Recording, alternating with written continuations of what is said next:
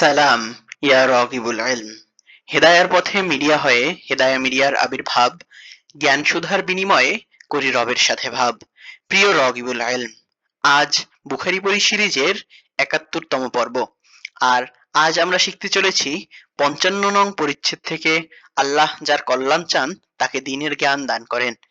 বুখারী শরীফের ৭১ নং হাদিসে বর্ণিত হয়, সাঈদ ইবনু উফায়ের রহমাতুল্লাহি আলাই হুমায়দ ইবনু আব্দুর রহমান রহমাতুল্লাহি আলাই থেকে বর্ণনা করেন। তিনি বলেন, আমি মুআবিয়া রাদিয়াল্লাহু তাআলা আনহুকে বক্তৃতারত অবস্থায় বলতে শুনেছি।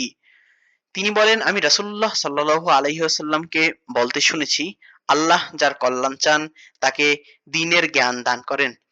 আমি তো কেবল বিতরণকারী, আল্লাহই দানকারী।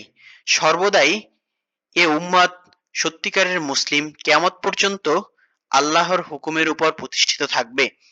বিরুদ্ধবাদীরা তাদের কোনো ক্ষতি করতে পারবে না।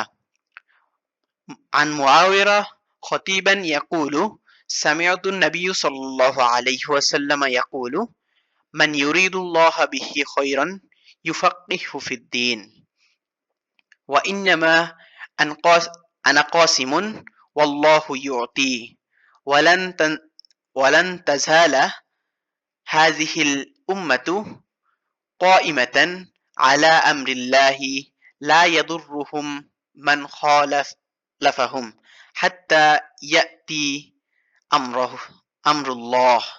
এভাবেই প্রতিদিন একটি করে হাদিস শিখে রাসূলুল্লাহ সাল্লাল্লাহু আলাইহি ওয়াসাল্লামের ব্যক্তিত্বকে আপন করে নিতে হেদায়া মিডিয়া সাবস্ক্রাইব করে বেল বাটনে অল সেট আপ করুন।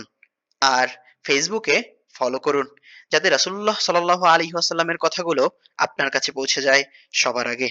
সদকা জারিয়ার মর্তবা অর্জনে লাইক, কমেন্ট, শেয়ার করে পাশেই থাকুন। আসসালামু আলাইকুম ওয়া রাহমাতুল্লাহি ওয়া বারাকাতুহু।